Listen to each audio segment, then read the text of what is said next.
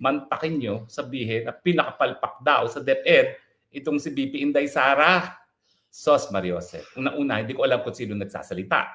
Kasi siya ay tagapagsalita ng Pangulo. So hindi ko alam kung si Pangulo nagsasalita dyan, kung si Marcos Jr. No? Kung si Marcos Jr. nagsasalita dyan, talaga namang yung binanggit ni Inday Sara nung siya ay nagsumite ng kanyang pagbibitiw, pinipilit siyang magbitiw. At ang sinasabi pa nga is, ano bang gusto mo? Saan mo ba gusto ma-appoint? Patunay na yung sinasabi niyang palpak si Inday Sara sa DepEd ay tanging paningin lamang ni Ante Claire. Ngayon, ang tanong, ano bang kwalifikasyon ni Ante Claire para siya ang maghusga sa performance ni Inday Sara Duterte?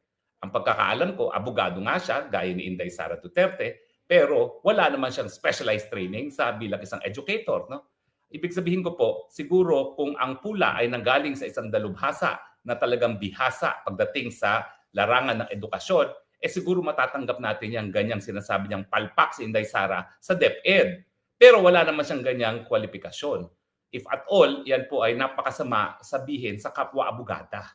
Dahil alam nyo kami, bagamat iba't ibang mga larangan ng aming pinapasok bilang mga abogado, hindi natatanggal yung pagka-abogado namin. No? Dapat naman may konting respeto sa kapwa abogado. At alam ko na bagamat tayo nasa larangan ng politika at talaga namang mahilig manira ng manira itong Marcos Jr. administration, dapat naman hinay-hinay kapag ang pinupulaan ay ang kapwa-abogada. Pero dahil nagsimula si Ante Claire, simulan natin ang paghihimay-himay niya. Unang-una, siya ba'y qualified para mag-assess ng performance ng isang kalihim sa DepEd? Gaya sinabi ko, wala siyang special na kwalifikasyon.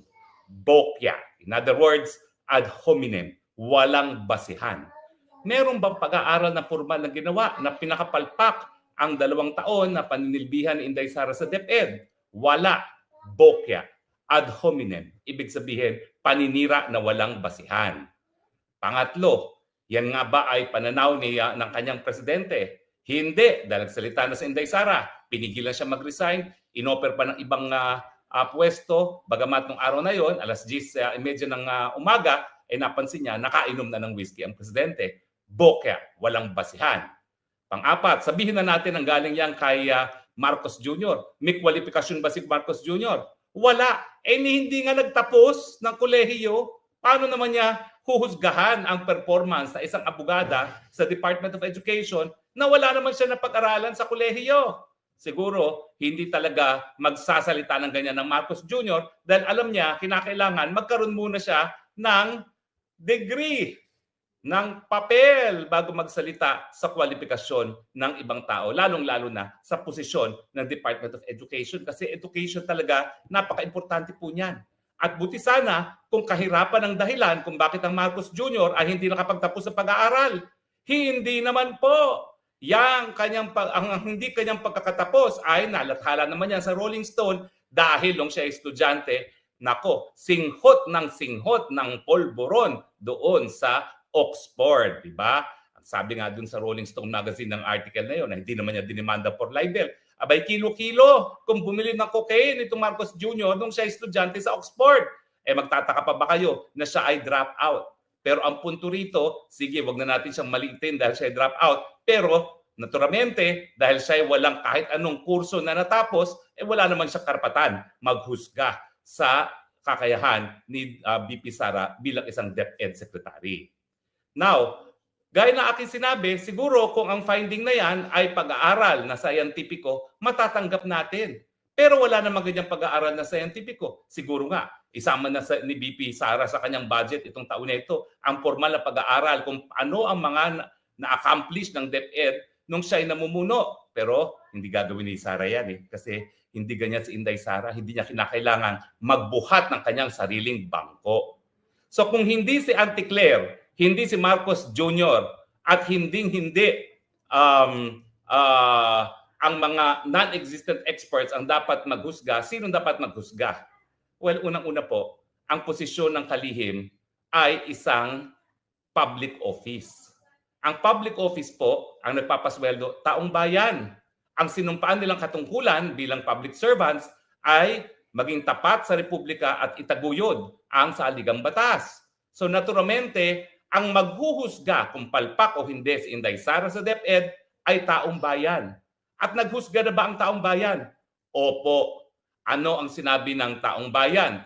Taliwas sinabi ni Auntie Claire, si BP Sara ang naging pinakamagaling na departamento, pinakamagaling na kalihim nung siya'y naglingkod bilang DepEd. O sasabihin nyo, salita-salita lang. Hindi po. Nagkaroon po ng mga surveys na kinukumpira ang performance ng iba't ibang mga kalihim at iba't ibang departamento, at doon sa panahon na siya'y nanungkulan bilang DepEd Secretary, 2 taon, 2022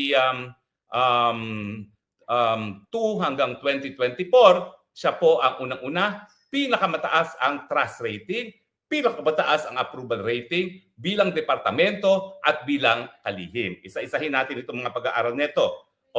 Ito, Okta Research, tugon ng masa, conducted September 30 to October 4, 2023. 80% of respondents were satisfied with DepEd's performance. 79% said they trusted the agency. Only 3% said that they distrusted. Sa follow-up Okta survey noong Q1 2024, 82% of Filipinos trusted DepEd.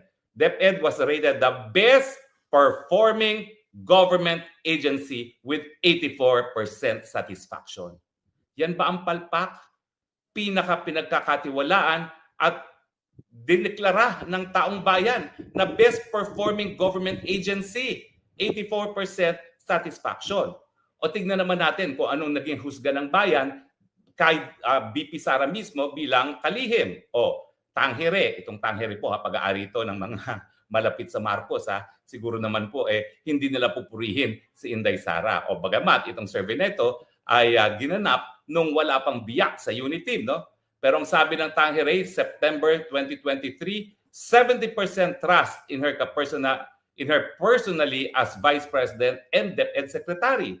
Again, 70% trust when specifically asked about her role bilang kalihim ng DepEd. Sa May 2024, she was the top performing cabinet member. Ibig sabihin, nung Mayo 2024, siya ang pinakamagaling na miyembro ng gabinete, 58%. Okay? At bago siya umalis, nung Hunyo na 2024, siya pa rin ang pinakamagaling, pinakasatisfied ang taong bayan na bilang isang kalihim, ang kanyang grade, 58%. Paano niyo sasabihin ngayon na si Inday Sara ay palpak? Kung siya ay naging palpak, hindi ba kailan lamang nagkaroon na naman ng survey kung sino ang hahalal na presidente? 31% ang Inday Sara. Ang number 2 niya, si Leni Robredo, hiwala pa sa kalahati. Kung palpak yan, maaalala ng taong bayan yan. Hindi nila kakalimutan ang pinakapalpak na kalihim para ikonsidera na maging presidente kung ngayon ang eleksyon. At ang tanong, meron ba talagang survey na nagsasabi na hindi mananalo si Inday Sara sa eleksyon kung gaganapin ang eleksyon sa panahon na kinuha ang survey? The most na meron po dyan, nag-statistical tayo sila ni Tulpo, ni Rapi Tulpo. Pero wala na po yun. Dahil pangatlo na ngayon ang Rapi Tulpo. Ang pumapangalawa ay si Leni Robredo.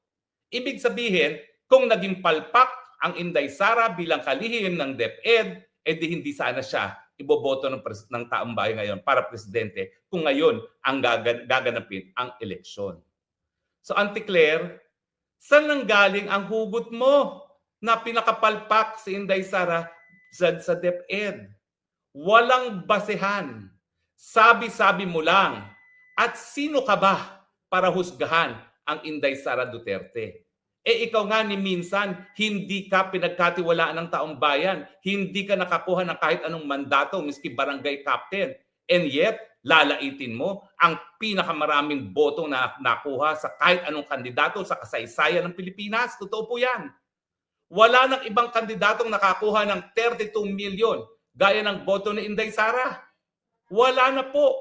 Maraming nag-number 1 pero hindi po umabot ng 32 million. Kung naging palpak talaga si Inday Sara sa kahit anong ginampanyang katungkulan, siguro hindi po siya nakakuha ng ganyang kadaming boto. Sino ang linoko mo, Auntie Claire?